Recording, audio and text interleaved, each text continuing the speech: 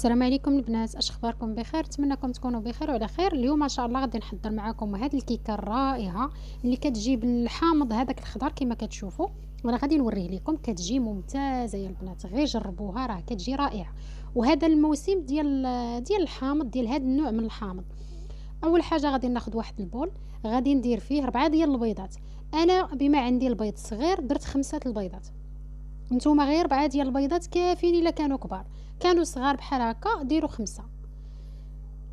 ديروا 4 البيضات، كاس ونص ديال السكر سنيده، وغادي نخفقهم مزيان. هذا هو الحامض اللي كتشوفوه البنات، دابا راه متوفر تبارك الله، راه كيجي واحد المذاق ديالو واعر البنات، غير جربوه كيجي واعر. هذا النوع ديال الحامض تيبقى بحال هكا، ما تيصفر ما حتى شي حاجه، عنده غير هاد الفتره. عندنا كاس وربع ديال زيت المائده، وغادي نطرب. بعد ما نطرب داك البيض وسنيده حتى تذوب لي داك السنيده، عاد نزيد الزيت ونعاود نطرب تاني غير بالطراب اليدوي. بغيتو ديروا الطراب ديال الكهربائي ديروه. عندنا نص كاس ديال عصير ديال الحامض. هاد العصير الحامض من الافضل كملوا بالماء، ديروا كاس ما بين نص حامض ونص ماء. انا من بعد غادي نزيد نص كاس ديال الماء باش ما يجينيش الكيكه حامضه بزاف، في هكا حامضه. عندنا 2 معالق كبار ديال القشور ديال الحامض. تحكوا غير ديك القشره الخضراء الفوق، ما توصلوش لهداك البيضه باش ما يجيكم شمر. زدت نص كاس ديال الماء عادي من الروبيني، وكنزيد الطحين غتهز لكم 4 الكيسان بالضبط ديال قياس العنبه.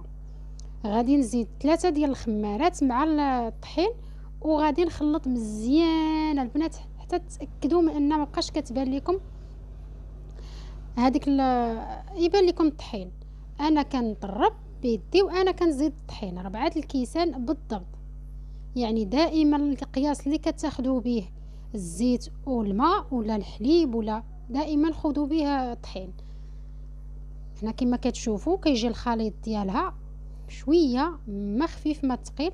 ملي كتكتبوا ديك 8 بالعجين ما كتختفيش دغيا.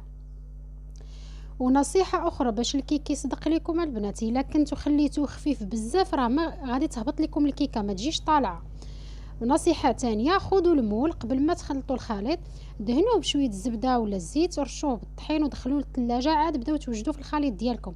هذا سر من الاسرار ديال الكيك باش كيجي منفوخ وكيجي طالع وما كيلصق ليناش. غادي ندير الخليط وغادي ندخلها للفران حتى طيب، وغادي نرجع نزينها. هنا خديت نص كاس ديال العصير ديال الحامض، وغادي نزيد عليه كاس لاروب ديال السكر الثقيل، وغادي نبقى نخلط مزيان تتكون عندي واحد الكريمه بيضه. بالنسبه للطياب ديال الكيك، انا كنخشيها لتحت وكنشعل عليها غير من التحت، ما كنشعلش عليها من الفوق. درجه الحراره نازله بزاف وكنخليو الكيكه تطلع على خاطرها، ماشي تشعلوا عليها من الفوق ومن التحت، راه كتجي دغيا كتبان لكم منفوخه طالعه، وفاش كتخرطفوا الفران كتهبط لكم. هنا كما كتشوفوا هذه هي الصلصه ديال الحامض، راه ما كتجيش حلوه. غتشوفوا كاس ديال السكر سنيده ودرنا فيها كاس ونص ديال السكر في العجين، راه ما كتجيش البنات مع الحامض راه ما كتجيش حلوه. هنا غايبه لكم داك القنت المليين بحال بان لكم خضر، لا غير ديك انا خليتها بزاف بقات في الطاوه بزاف مده طويله، ومن جيت نحيدها تحيدت لي ديك القشره المحمره الفوق. غيبان لكم واحد الجهه باقا بيضه، لا البنات راه غير القشره اللي الفوق هي اللي بقات لاصقه ليا في المول، لان انا خليتها مده طويله، ما زعما كنت كنقضي الشغل وما ساليتش باش نحيدها. غادي نسقيها بداك ديك الخليط او داك الكريمه، وغادي نزينها بطرونش ديال الحامض هكا خضر، وغادي نحك حتى شويه ديال الحامض وغادي نرشها من الفوق. كتجي يا البنات من اروع الكيك ديال الحامض هي هذه، كتجي مفشفشه، كتجي خفيفه بزاف، والمذاق ديالها عشاق الحامض يجربوها غادي تجيكم واعره. واشنو تنقول لكم شي حاجه الا بقيت كنشكرها، راه كتجي ممتازه بزاف. غادي نرش هكا بشويه ديال قشوره الحامض، وهذا هو شكلها يا البنات. ممكن ديروا حتى اي كريمه ماشي بالضبط ديروا ديال الحامض، ولا خذوا غير الشكلاط وزينوها من الفوق، كيبقى لكم الاختيار، يعني كيبقى لكم حسب داكشي اللي موجود عندكم في الدار.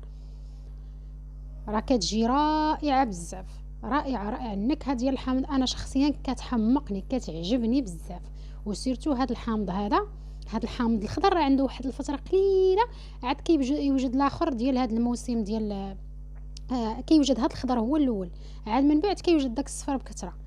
هذا هو شكلها يا البنات، كتجي رائعة وكتجي طالعة بزاف وممتازة، يعني المذاق ديالها مذاق الحامض كتجي خفيفة وسهلة دغيا كتوجد، وبهاد الصلصة اللي كتجي ممتازة. شكرا على المتابعة ديالكم وعلى التعليقات ديالكم الرائعة وعلى التشجيع ديالكم، وما تنساوش تجربوها وتخليو لي تعليق واش جاتكم حتى نتوما بحال هكا. والى فيديو قادم ان شاء الله.